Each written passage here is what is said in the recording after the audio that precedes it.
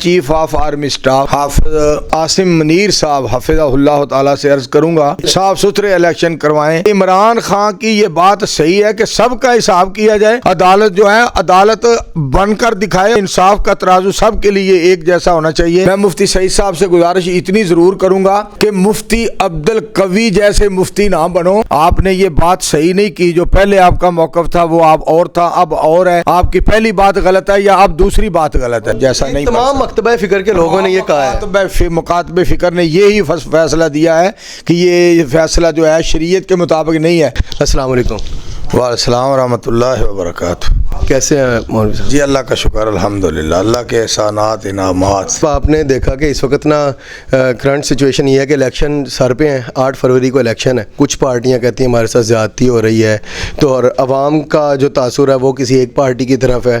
Free and fair بظاہر لگتا ہے کہ ووٹ الیکشن لڑنے کا اس وقت اختیار نہیں دیا جا رہا۔ گزارش یہ ہے کہ ہمارے ملک کے جو اس وقت حالات ہیں نا، خصوصی طور پہ میں چیف آف آرمی اسٹاف حافظ عاصم منیر صاحب حفظہ تعالیٰ سے عرض کروں گا کہ چونکہ اللہ نے آپ کو بڑا منصب دیا ہے، فوج کی ڈیوٹی لگائیں کہ وہ الیکشن پہ کوئی ایسی بات نہ کریں جس سے شور ہو، قتل و غارت ہو، پریشانی بڑھے۔ صاف ستھرے الیکشن کروائیں۔ فوج جو ہے نا یہ ہماری جان ہے اور پاکستان کی آن شان ہے۔ ملک میں اللہ ان لوگوں کو لائے جو لوگ اسلام کے، دین کے، عوام کے، پاکستان کے خیر خواہ ہوں اور جن کو عوام پسند کرے، جس کے بارے میں لوگوں کی آواز ہوتی ہے نا کہ لوگوں کا بہت زیادہ خیال ہوتا ہے فلاں کو اللہ لائے، اللہ کرے فلاں آئے، تو اللہ لوگوں کی آواز کو اپنا فیصلہ بنا دیتے ہیں۔ عمران خان صاحب نے جو کلمات اچھے کہے ہیں، خاص کر رسول اللہ صلی اللہ علیہ وآلہ وسلم کی ذات پاک کے بارے میں، تو وہ بھی کبھی انسان بھول نہیں سکتا، نہ ان کو بھلا سکتا ہے۔ بشرا بیگم جب عمران خان کے ساتھ سعودیہ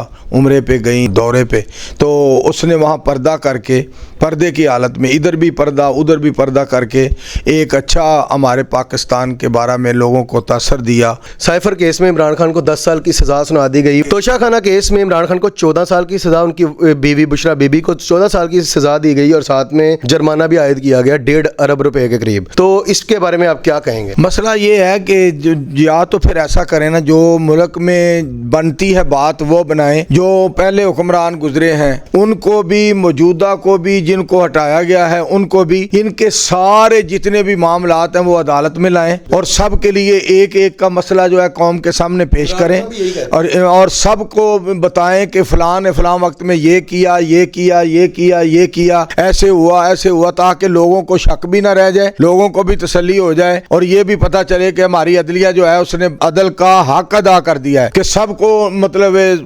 صاف شفاف طور پہ پیش کر کے انہوں نے سارا معاملہ کلیئر کیا ہے۔ عمران خان نے یہ ڈیمانڈ کی ہے کہ اس وقت توشہ خانہ میں مجھے تو گھڑی پہ سزا سنائی ہے نا، حالانکہ میں نے وہ پیسے دیے تھے، لیکن آپ زرداری اور نواز شریف خاندان اور باقی پارٹیوں، وہ ان تمام لوگوں کا توشہ خانہ کے جو تحائف انہوں نے لیے وہ سارا ریکارڈ سامنے لے کے آئے، پھر آپ دیکھیں کہ میں نے غیر قانونی طور پہ تحائف لیے یا انہوں نے لیے۔ بالکل ٹھیک ہے، یہ عمران خان نے صحیح بات کی ہے، یہ اس لیے کہ سب کے اس معاملہ میں کلیئر کیا جائے، وہ اپنے معاملات کلیئر کریں اور عدلیہ کو چاہیے اس بات کا نوٹس لے تاکہ لوگوں کو آئندہ پتہ ہو کہ ہم کوئی ایسی بات کریں گے تو ہمیں عدالتوں میں پیش کیا جائے گا اور ہمیں لوگوں کے سامنے پیش کیا جائے گا۔ عدالت جو ہے عدالت بن کر دکھائے اور صحیح عدالت پہ ہمیں جس طرح توقع ہے ان کو ہماری توقعات پہ اترنا چاہیے کہ انصاف کا ترازو سب کے لیے ایک جیسا ہونا چاہیے، تاکہ یہ نہیں کہ لوگ باتیں کریں یار یہ کیا ہوا ہے، یہ کیا ہوا ہے، یہ کیا ہوا ہے۔ ہماری عدالت اس طرح کی ہو جائے کہ وہاں ہر ایک کو یہ پتہ ہو کہ یہاں عدل کی بات ہوگی، انصاف کی بات ہوگی۔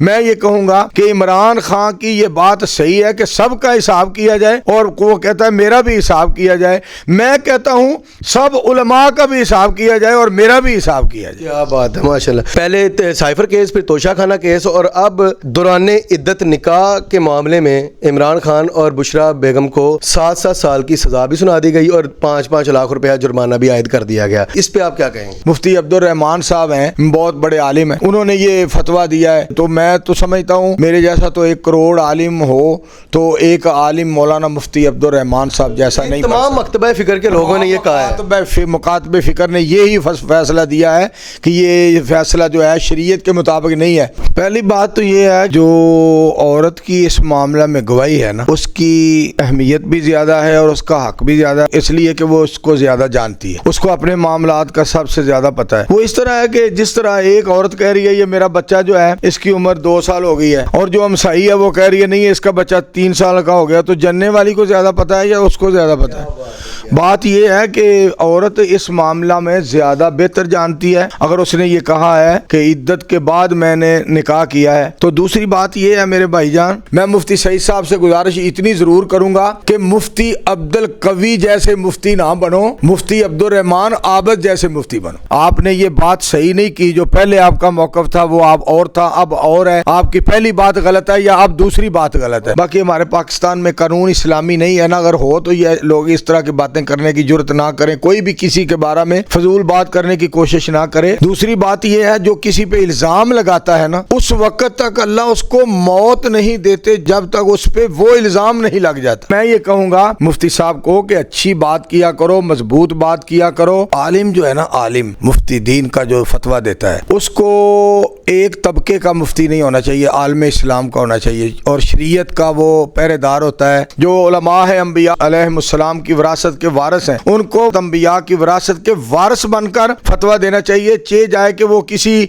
की फेवर करें या लालच में आए या किसी की धमकी में आए या डर में आए या वो किसी की मर्जी को इस्तेमाल करके शरीयत पे दब्बा ना बने, दाग ना बने। उनको चाहिए कि शरीयत को शरीयत समझ कर वो फतवा दें। जो आदमी गलत बात करता है या डर के बात करता है या किसी की धमकी में आकर बात करता है या लालच में आ जाता है या किसी के दबाव में आकर कहता है पहले बात ये थी अब बात ये है अब बात वो है, अब इधर उधर की बातें करता है, तो जिसकी बात नहीं है ना वो इंसान नहीं है। बात जो है ना वो सीधी सीधी करनी चाहिए, किसी के दबाव में नहीं आना चाहिए। ये थोड़ी सजा है जहान में कोई आदमी मशहूर हो जाए ये झूठा आदमी है, छोड़ो यार इसकी क्या बात करनी। बज़ाहिर लगता है लोग ये कहते हैं कि ये सियासी इंतकाम लेने के लिए ये सब किया होता तो इस तरह ही है। पाकिस्तान में इस तरह का माहौल बन गया है कि जिसके हक में होते हैं कहते हैं ये बहुत अच्छा इंसान है, और जब उसके थोड़े बहुत मुखालिफ हो जाए या कोई हवा चलनी जब कोई ऐसी बात हो तो फिर कहते हैं ये बहुत बड़ा जालिम इंसान है। पहले कहते हैं ये बहुत बड़ा जी आलिम है जी, इतना बड़ा आलिम है, क्या बात है पूरे आलम में ये इतना बड़ा आलिम है कि इस जैसा कोई आलिम नहीं है। तो